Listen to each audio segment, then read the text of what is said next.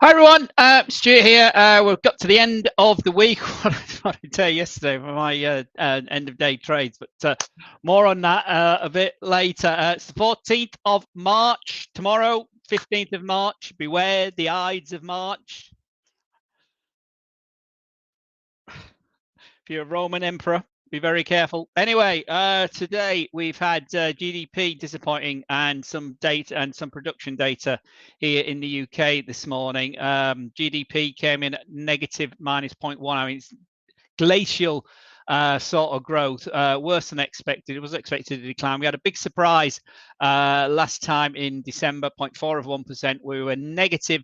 Industrial production was negative. Manufacturing production was also significantly worse than expected for January, and GDP a tick lower than expected. German inflation proved to be hotter as expected this morning as well, and headline year on year has remained in line at 2.3%. So lots of data for UK and Germany and France as well, and general inflation across the Eurozone here, a bit hotter in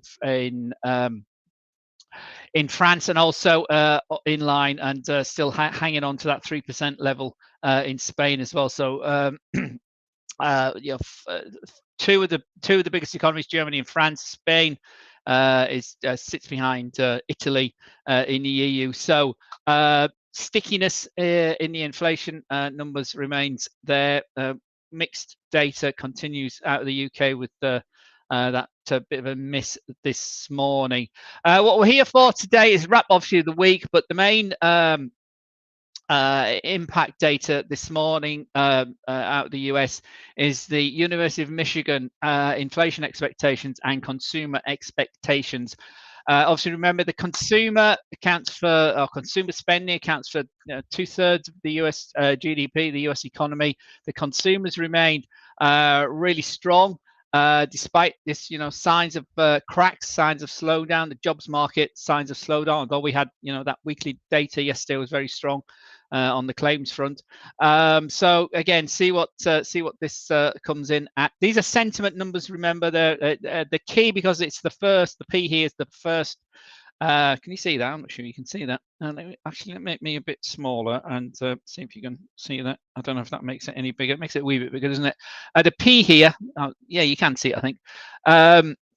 Preliminary reading. They are sentiment readings, obviously, but we'll see what they look like in about 10 minutes' time. So if we have a quick look where we are with the charts, obviously the news of the morning has got to be gold hitting $3,000 a troy ounce for the first time ever. This morning we topped at $3,004 earlier, and we come down in this. That's a 4-hour candle on there, but we've come down in the last hour or so. I think it is. I think we just turned. Oh no, there we are. There we are. We topped 10 o'clock in the 10 o'clock candle, and we're down. Current. That's my stop loss. Pulled it really tight because I've been hammered on other trades today. I've had 9 losing trades in a row since Wednesday. I've just Kiwi dollar Kiwi has just stopped out as well. Before I just checked it, and it over on the other platform, and it stopped out as well. So that's 9. It's 9, or it's either 9. But that's what happens. Hang on, is it? Let me just count them here. I've got them written down here. 1, 2, 3, 4, 5, 6, 7, 8. Yeah, 9 consecutive losing trades in a row. Lots of pips or lots of points. Remember, I put points up here. So the gold position when it closes will be like a ridiculous amount of points. But percentage-wise, they're all sort of around about the same sort of percentage. I'm looking for 2% or a bit per trade. So I might start posting it in percentages rather than points terms. People seem to prefer the points and the pips issue. So remember, obviously gold trades differently, a lot size to forex or indices as well. So that's why it looks overextending when I'm taking gold positions or index positions. But percentage-wise, I'm still up for the week, even though I've had a 9 losing trades in a row, and that's really is the trick to success in trading, my friends. So please, if you don't understand, please ask and I'll explain further. So yeah, gold, certainly if we look at that's the hourly chart, we look at the daily chart or the 4-hour chart as we were looking at earlier. So, big one yesterday. That was a relative surprise, but it's the panic, the worry about the ripple effect of what's happening in the stock markets, what's happening in treasuries. So we've got stock markets falling, treasuries becoming much more attractive, yields falling as treasuries rise. Remember, they're inverted.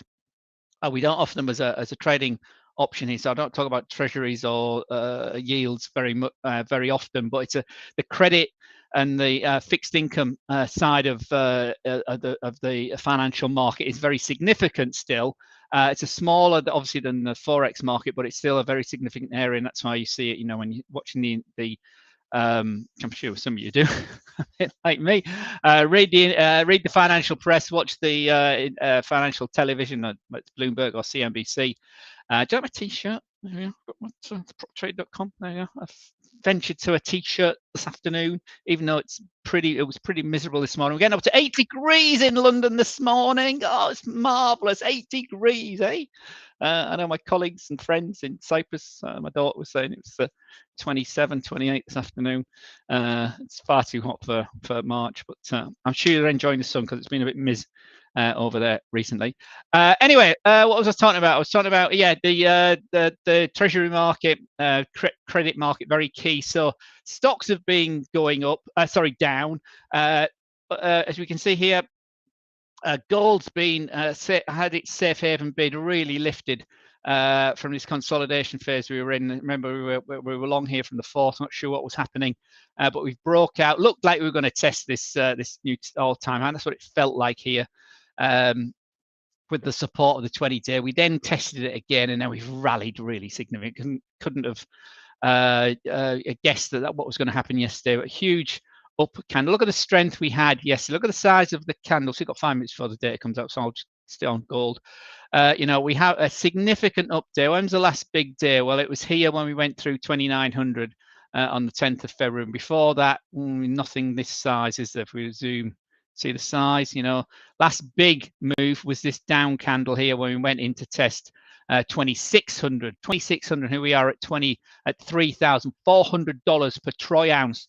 An ounce of gold worth $3,000, first time ever it's happened. So that's suggesting not only is a fundamental support for gold, which is borne out by the central banks' purchases, this focus from the US on trying to get the debt down. So that's suggested we should get a weaker dollar, which is lifting gold currently, but dollars sort of weaker today, but been still holding up some good gains. We were looking for some weakness against the Aussie and the Kiwi overnight. They both have been stopped out, as I said, and the Kiwi looks like it's reversing. I think I might take a long position on that before the day is out on the Kiwi. I might have caught that completely wrong, but anyway, we'll have a look at the actual charts in a minute. So if I just bring up Forex Factory, where's it gone? That shows you the state of play. What's Forex Factory gone? The state of play with the Michigan numbers. The business school at the University of Michigan in Chicago is very, very well regarded, and their data. I say, although it's it's a sentiment data, it's still highly regarded. And interestingly, the Forex Factory site here has a high impact event. I know on our calendar here it's just a 2 bull impact event, but so if I was just going to bring you like I did yesterday, a lot of people found that of use yesterday, so let me just bring in the Forex Factory calendar as well, just to show you the state of play with regard to consumer. Sorry, this is consumer sentiment number. There's two numbers coming out in a minute. Let me just hide that in a minute. There's two numbers coming out in a minute. We've got consumer sentiment expect to slip a bit. I mean, a big move down will be quite significant. We had a miss last month, and it was revised lower there. I hope you can see that 67.8 revised down to 64.7. That's quite a significance. And inflation expected to tick up as far as these surveys are concerned. So if we look at the chart here, you can see consumer sentiment is really strong through 23, 24, and it started to roll over. And it was strong into the end of 24. It's rolled over a tad here at the beginning of the new year. Obviously, the excitement of the new president, tax cutting, regulation chopping. Businesses were all gung ho. But the confusion, the shooting from the hip, the tariffs on, tariffs off, tariffs everywhere, and all our friends. It does start to bite, and it obviously will start to sink in with consumers and their inflation expectations. So we could see quite a big slip in this potentially. That's my gut feel. But you don't trade on gut feel, do you? Trade on what the data suggests. But we're still, I say, a few minutes from that. My phone was pinging. No, it's nothing to worry about. So that's consumer sentiment. That's going to be key in a minute or two when it comes out. And the inflation expectations again has come back. You see, we've had this, as we've been seeing with CPI and PCE, it's been rallying. We've had some outliers. Remember, this is just what people feel in this survey that the University of Michigan do. But there's a big spike in the last, as we started 2025 in, sorry, just move that over. Move it over in January from this big downtrend. That sort of you can see clearly that trend has turned around significantly here in January, and then February's leap took it to 4.3. So this data could be really quite significant, and we'll see if it's well, I'm saying it's quite significant. It's sentiment, so it's never that significant. But we'll see what that number looks like in literally 10 seconds time as it's coming down here. On the Forex Factory calendar. I'm just interested to see how close we get to my stop loss. My stop loss is at 29.78, so quite close. I moved it up above the just I want some winners this week. It always gets you, no matter how long you've been trading, it still gets you, and you've had a run of losing trades. So my stop loss might be getting stopped here on this data as it comes out. 57.9. So consumer sentiment, quite a big step down. 57.9. We'll see if this gets revised lower again on this, and inflation expectations up again. So we're back to this 5% here. It obviously hasn't updated here on this. It might do now. No, it's coming at 4.9. So the reading for March is up here, my friends, 4.9. So that's quite in line with this story of the consumer weakening and the stickiness of inflation sort of hanging around. So 57.9. So we're down here, my friends. We're back here where we were last time we were down here was May 2023 at 54. No, it wasn't. It was 50. Yeah, 56 now. So we're coming at 57.9. So under the key 60 handle, against the round number still play, and 57.9. So consumer expectation sentiment continues to weaken. So we would expect a reaction in the market. So gold. Let me just go gold. One of people using this as an excuse to stop to cash in their big rally, which is I'm part of that as well. But I'm down here at 278. So yeah, gold sort of bounced up a tad. So dollar, I think might weaken on that. Let's just go back to the majors, not the pros. The majors is what we're looking for. Joey. Euro 108.77 5-minute chart. We've been trending lower since 12:30. Our top of the day here 109.11 in the opening trades.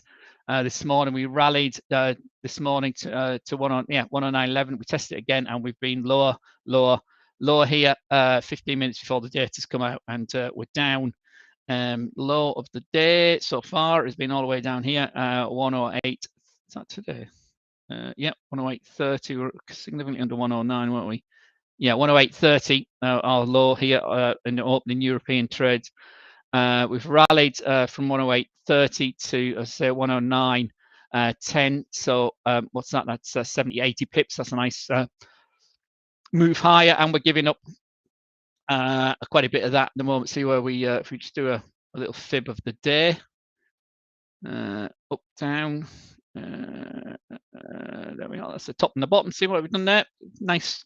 The thing with Fibonacci, guys, remember, you can't put it on till the trend's over. I'm pretty clear the trend is over on this time frame.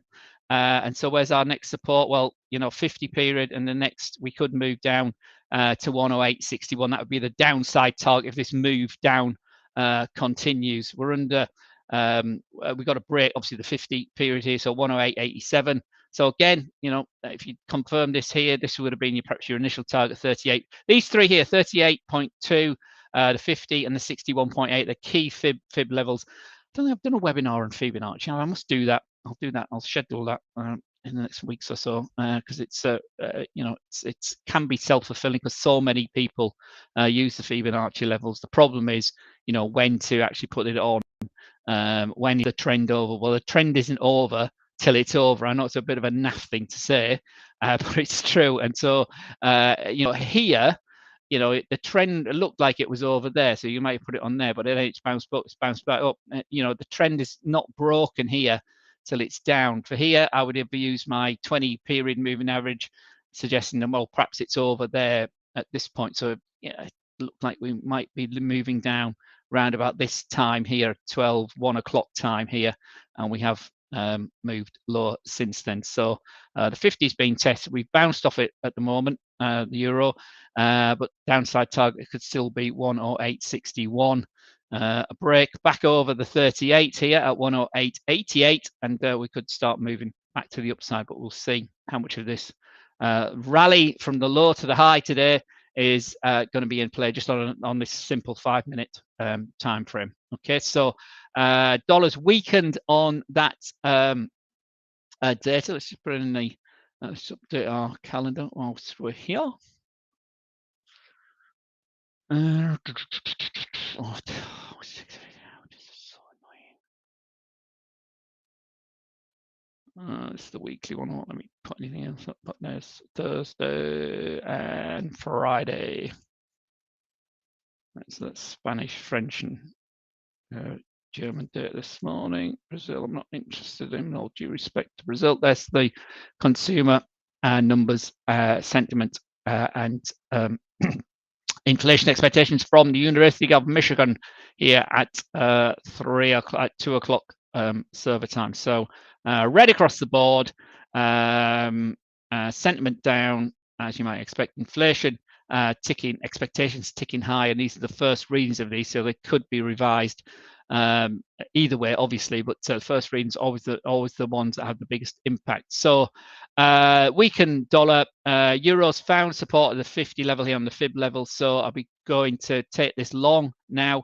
That's held. That's my probably stop loss in this moment of the data, and 5 minutes in, we are long at 108.80 from here, basically where the 38 line is. So we'll see what happens there with the euro. Is my has it had moved enough to take out my no, it hasn't. I'm still at 78. I'm still $10 to the upside, so we see where that finishes. Obviously the US market, the cash markets are open as well. That was half an hour ago now. Keep forgetting we're this hour change. We don't change to summertime until the end, another 2 weeks till the end of March here in Europe. So it's green across the board this morning. Tesla's up 1%, Nvidia's up 4% currently. Some other headlines, Woucher, doesn't matter about Woucher, does it? Nvidia's the big mover this morning. Amazon 2%. Meta 2%, and Broadcom 2.5% as well. JP Morgan's also bounced. The banks have bounced as well, 2 and a bit percent. Bank of America 2.5%. So although we can't trade the individual stocks here with our trend with our platform, Trade Locker platform, the indices, obviously we certainly can, and the story remains rather woeful. If we just use, I don't know, the S&P 500, the world's most important stock market, as we all know, I'm sure. If we just put that on the daily time frame, you can see the wars we've had. Let me just fix that up. So the wars we had, there was that low we mentioned earlier in the week, 55.33 from the 11th, from Tuesday. We went lower again yesterday at 55.09, so 5,500. I'm just going to put that in here as a line as well, because that's obviously next in line. 5,500. We're within a smidge of that for stock markets, but you can see, it's a big old down line. I'll put that as a, what color should we use? Let's use pink, and we put in 55, the round number, which is likely to be, if not already tested, this week.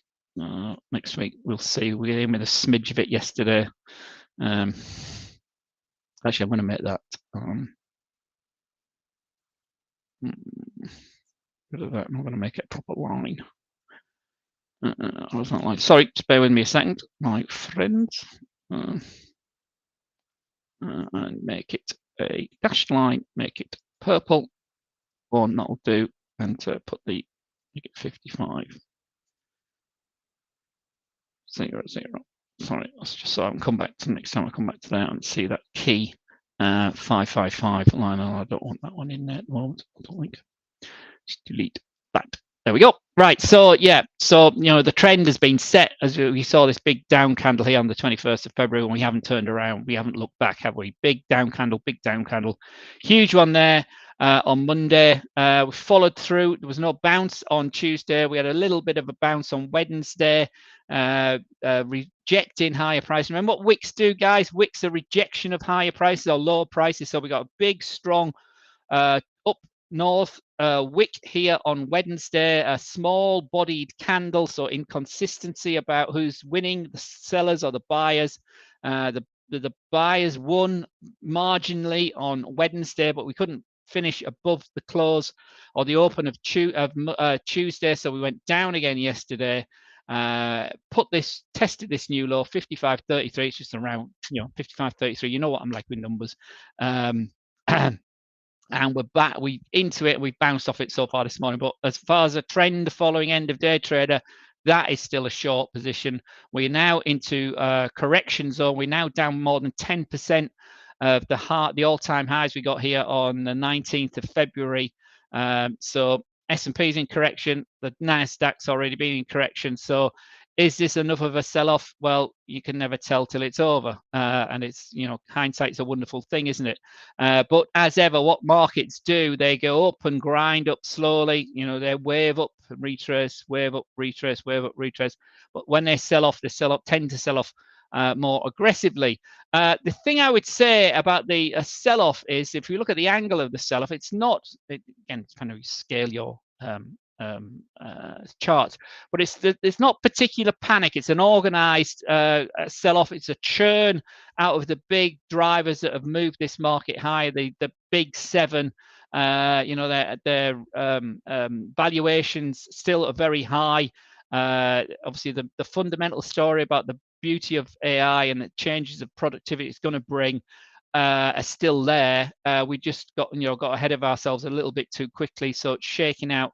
Where do we find the floor? Well, there'll be, as we've come down here, there's people saying there were certainly buyers here at 5,800.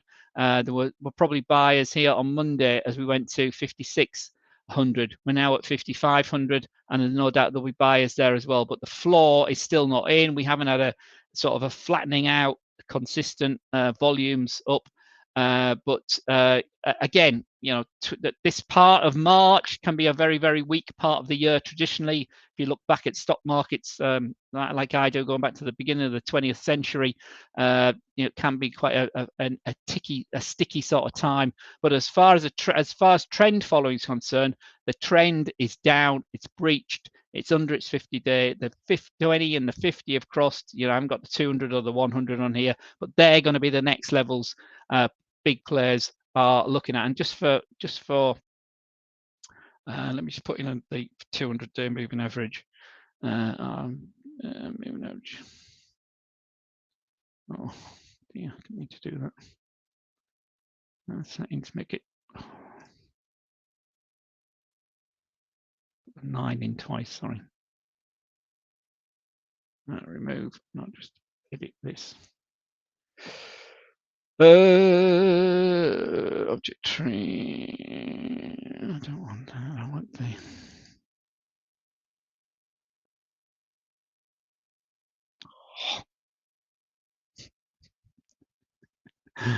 Oh, you bloody thing. Oh, let me just change the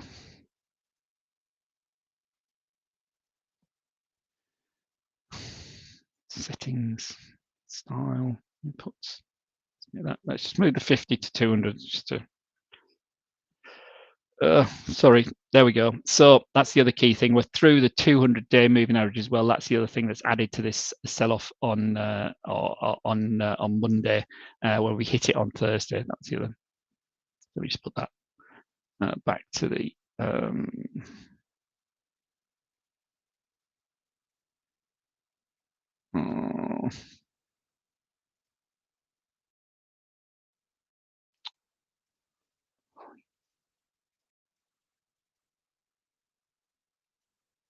Settings is what you're looking for. Put my 50 back on. So we're under the 200-day as well as this big move to the downside. So 55 becomes key for the S&P 500. Sorry about that. So yeah, we can see this in all stock markets. The US Dow has been performing better than I had been performing better than the other two, but again, into 10% contraction from these all-time highs back at the end of January and the middle of February here. So 41,000 was breached yesterday for the Dow, and as we've shown you many times this week, so that is a bit of a cluster zone, but the next area for the Dow is that down there 6th of September, which takes us to 40,200. We did all this last week, earlier in the week, didn't we? This area here to 40,200, next pivot area, support area. But the trend, as with all the other two stock markets, remains very much to the downside, even though we have bounced today to the upside. Let's have a quick look. Any questions? No. Okay, so stock markets remain down, as I said at the beginning. Treasuries are rallying and yields are falling. That's a sort of normal balance.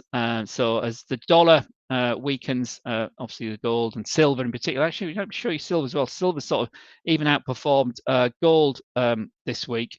It's the daily on the silver market. So this is the, if I go back to the, when did we get in? We had a lot of, this is the third, fourth. This was the day we got in the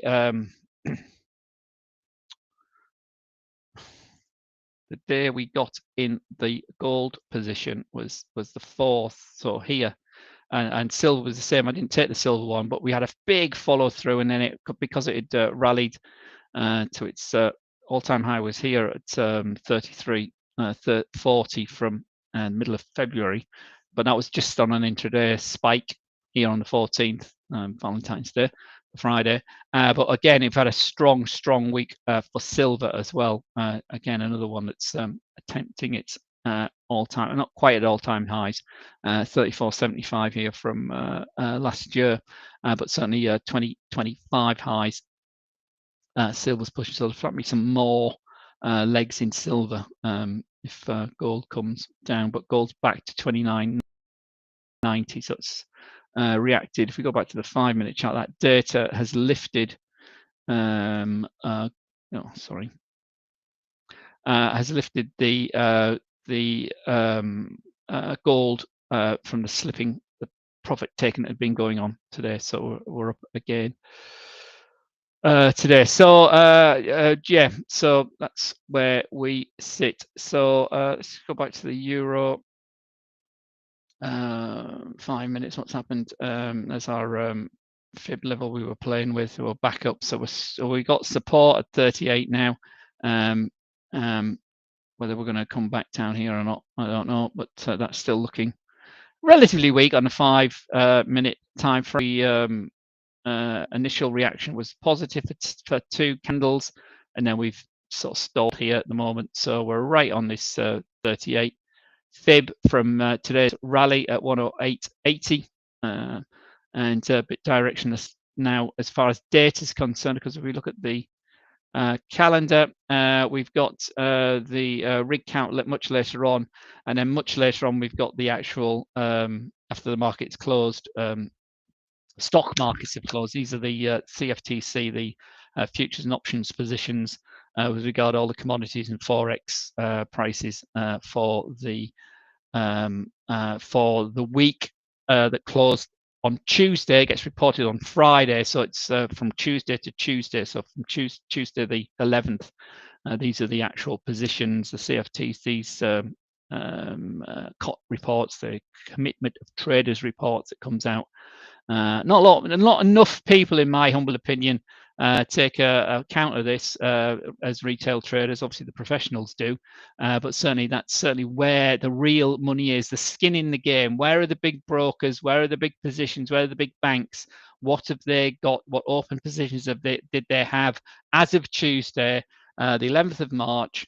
As far as the futures and the options market is concerned, for all these assets, whether it's a forex position, whether it's a commodity, whether it's a soft commodity, whatever it is, these are reported through the official exchange, through the CFTC, and it makes interesting reading on a Friday night if you're into that sort of thing, and geeks like I am, I'm afraid. So let's just go back to a quick wrap of the week or review of the week. Where are we now? So let's just go through the majors. So on a daily time frame, the euro remains bid, consolidating at highs. We've been over 109 this week.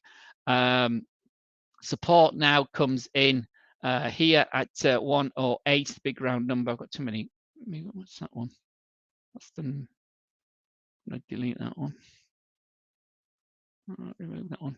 Oh, remove the wrong one. Never mind. Undo.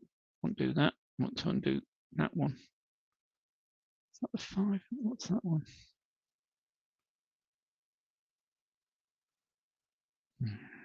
Oh, anyway, I'll fix it later. Sorry. So euro remains, as I say, bid. Here we are in the middle of March. We've still got 2 full weeks of March to go, so anything can happen, obviously, particularly from the office, the Oval Office in Washington, which is really driving things again. So euro remains bid. 108 is the major support in the sand. The 20-day moving average is all the way down there, my friends, at 106.70. So that's very well bid. Sterling 129.35 at the moment. Again, 20-day moving average all the way down at 127.70. So again, if you've been long this continues to move higher. Bit of consolidation. The second half of last week, we've got a similar pattern here. Second half of this week, but strong Tuesday. It was a strong Tuesday last week as well. So 130 is the next big upside target for cable traders, with stop losses sort of around about this level, I would guess, to the upside. So sterling and euro stronger. The commodity currencies have been under pressure, but they've come back today. So if we start with dollar CAD, obviously the whole shenanigans with regard the tariffs, the new Prime Minister Mark Carney in Canada talking tough. How much political weight he's got. We shall see as we go forward. But so we've got this wait and see sort of mode. We've got a flat 50-day moving average. We've got a flat 20-day moving average. 20 is over the 50, so we're biased to the upside. So the dollar itself has a bit of a leeway against the loonie. So we were down here on Wednesday. We were bounced yesterday to the upside, and we're down again today. So we're chopping around all over the place. If we just zoom this in a bit, but you can see we're sort of at relative highs. So the key levels here at 143, which we've been under we were under last week, is the next big support area. If we breach this support level, but this is a big flat support area here. So 143.50 is the big support area for dollar CAD. But what we'd like to do, if you want to take this higher, is it to break over 144.75, this high we got this last rally here. So again, if you could put a little fib level on there, we've had a rally up, we've retraced quite nicely. So we're looking potentially to move up higher. But obviously, this is driven by the politics, this pair at the moment, regardless of what the data is coming out. So dollar CAD, big support going into next week, 144.50 zone, resistance around about the 144.60 zone, 143, I should say 143, so it's a 100 pip range for dollar CAD traders. Kiwi and Aussie have been under pressure, but they've bounced back significantly there to my cost. Start with the Aussie. Again, just like the Canadian CAD, we've been up and down, down and up. So again, sideways action here, but again, supported, big support at the 50-day moving average, which sits here at .6270, and a breach above the key 63, 63.40 zone to take us higher. So tighter range for Aussie, but again, chopping around side to side, driven by obviously the politics. China data impacts the Aussie. I haven't got a drink here, sorry, I'm going to go hoarse. So similar pattern. So we were short here. We've been stopped out on that one last night. Sorry, we were short last night. We've been stopped out today. Aussie, Kiwi, the same. Stronger bounce here for the Kiwi. There's that stop loss. It's actually marked on that, wasn't it? So stop loss. So that was our entry last night. Looking to go and move high. It was ahead of the 20. So that's obviously proved big fat support area.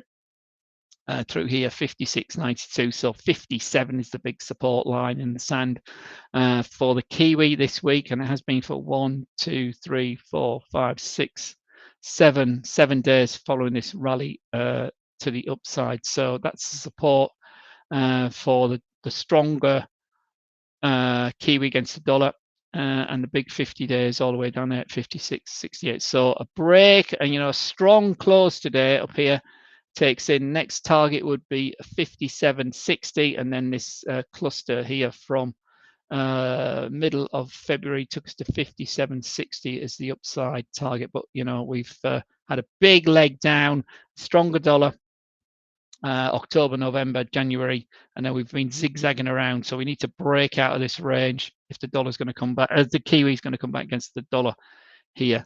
More importantly, the yen remains on the front foot against the dollar. We've been down into this, we talked about earlier in the week, into this 46.50 support area. End of day here on Tuesday and Monday, we finished at 47.10, so 10 pips above the key 147 level, and we've sort of drifted higher for the rest of the week since then. And update today, but we're still below the 20-day moving average, which sits here at 149.50 is where the key 20-day moving average sits if we're going to move higher. So dollar yen needs to break above 149.50 if it's going to go higher next week. It's got a bit of support here, put a bit of a trend line on that.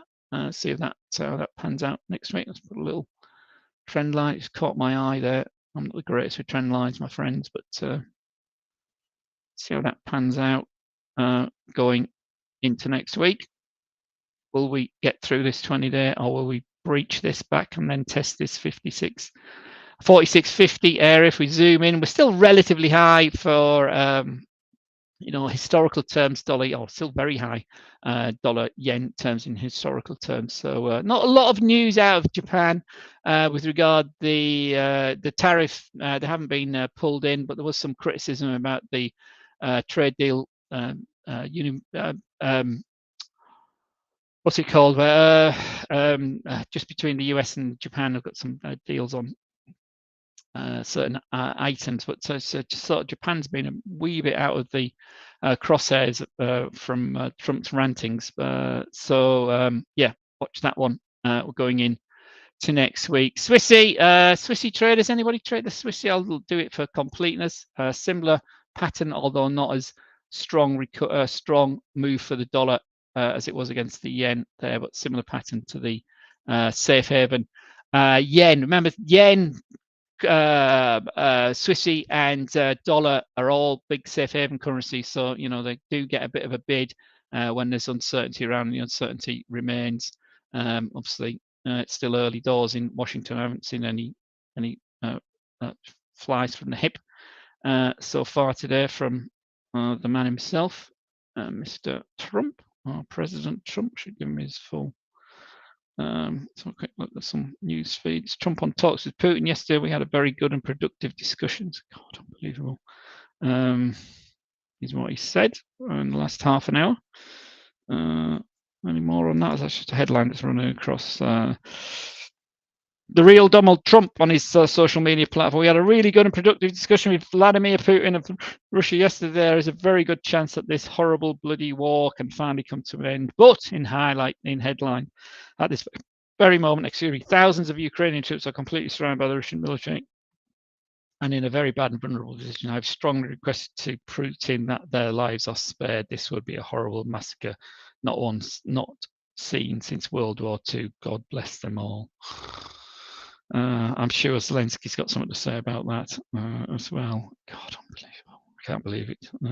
He's actually brought him to the table.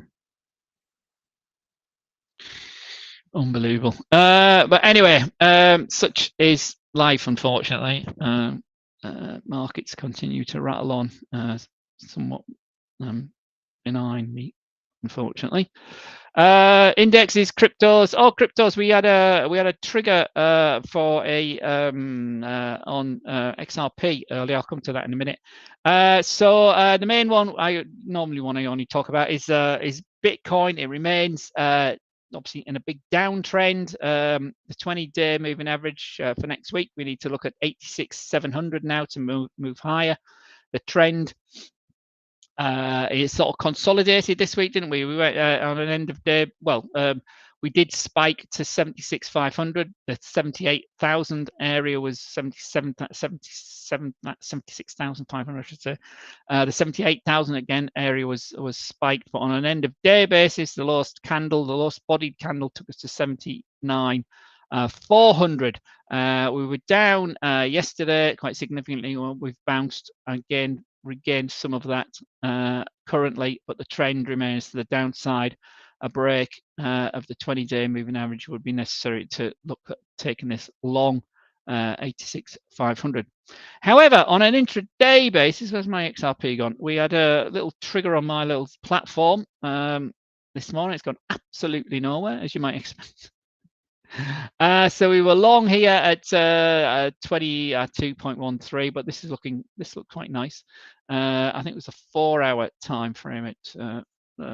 We got in that earlier. There we are. First 10 o'clock candle here. So we were long here, or whatever price. I can't remember what price we got filled. Where's the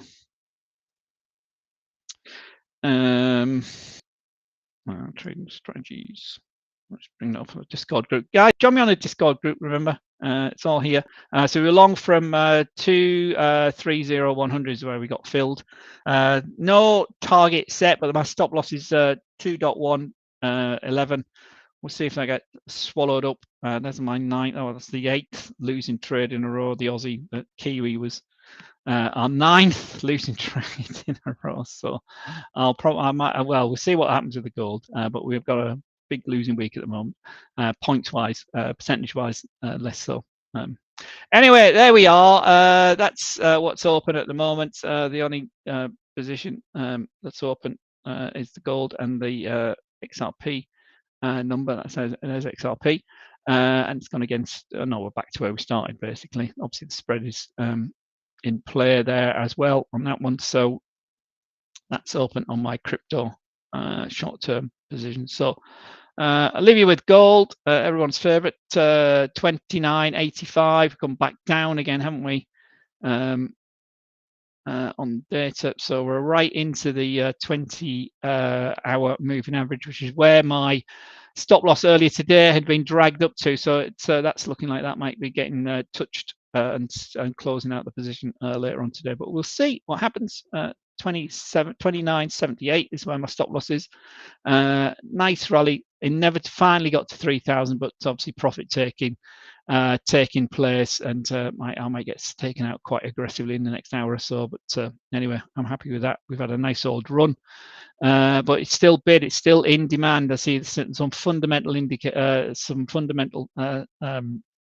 situations around gold with regard to the daily and the weekly for that matter. Let me show you. Strong day yesterday, and we've got the weekly. You can see how the all-time high.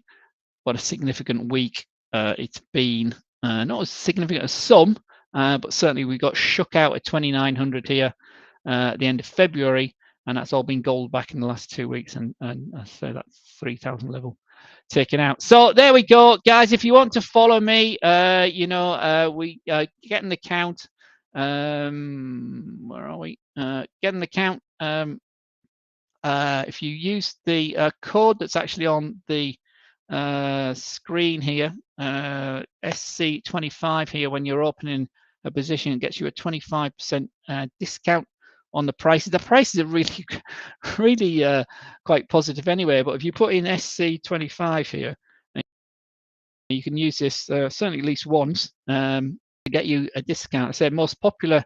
Oh, there we go. Well, website host. Our 25,000 position is the most popular, as I've been saying for a while. It's a nice number, $175. That's all. $160 with a 25% discount on that.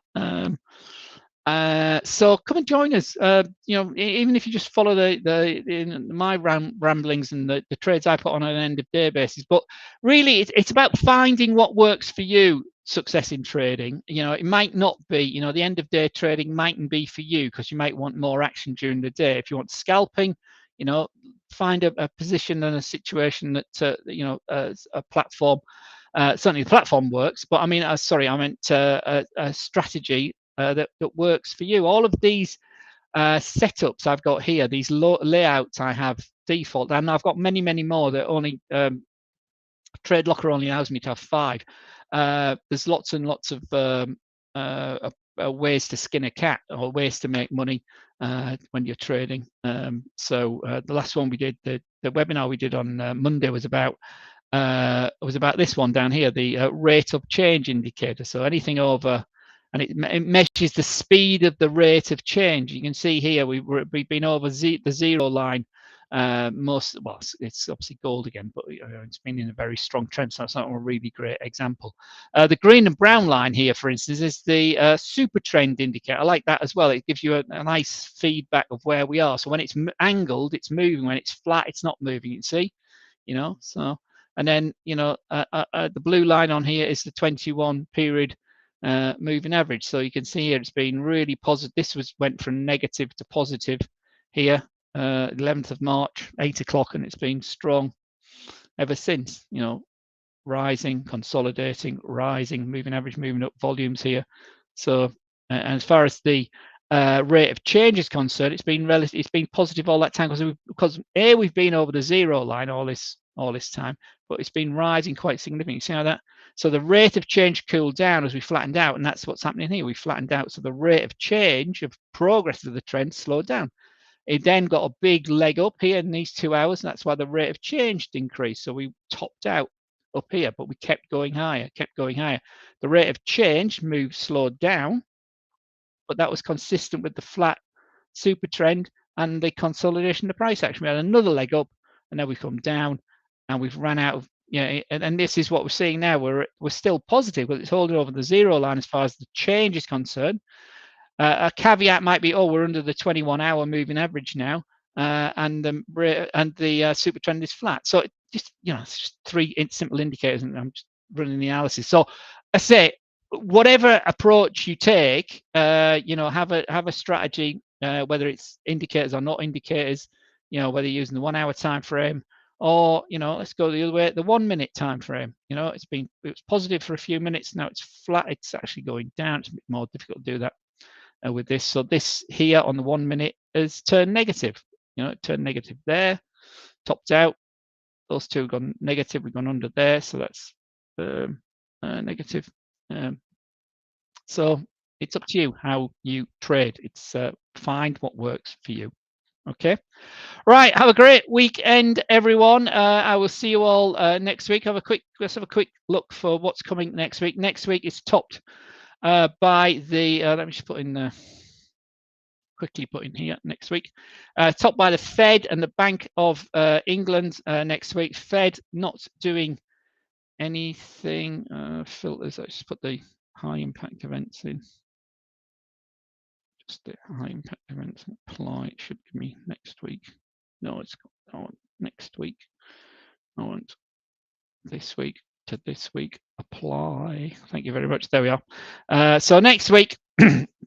Retail sales out of the US on a Monday. We got the Bank of Japan. No change expected from the Bank of Japan. Inflation from the Euro area. And Wednesday also, sorry, this is overnight on Tuesday. Wednesday night is the FOMC. No, it's virtually absolutely nailed on. They won't be doing anything. It's what the statement says and what's the projection says. That's going to be of interest, but obviously half an hour later, Mr. Powell will be facing the press. So that's the event of the week, the FOMC decision, even though it's a non-event, if you get me. You know, he could say something, get pulled by one of the questions, you know, a slip, anything could happen. But so watch that. Thursday, the Bank of England and the Swiss National Bank are on play. No change expected from either of those. Interesting to see what the outlook from Andrew Bailey and his colleagues in London is, and similarly, a smooth waters expected out of Switzerland on Thursday morning as well. Thursday, 20th and the 21st, you can see here it's vernal equinox. It's the spring equinox here in the northern hemisphere. It's, you know, half and half, 12 hours of light, 12 hours of day, 12 hours of light, 12 hours of darkness. The Japanese are very referential to the environment, actually have a day's holiday. 21st is typically the vernal equinox in start of spring in the UK and parts of Europe, and South Africa has a holiday as well. So Bank of England, Fed, top of the shop tomorrow, spot by some retail sales out of Canada and the US on Friday and Monday. Okay, so take care, everyone. May the pips be with you. Let me leave you with the gold chart. Let me go back to my default layout, which is this one. There we are. So it's on the weekly. Let me go back to this week, this hour. We're down. There's my stop loss. Are we going to hit it? We'll see. So gold remains bid. So thanks for your time, everyone. We'll see you all next week. Stay safe, and may the pips be with you as ever. And we'll see you on Monday.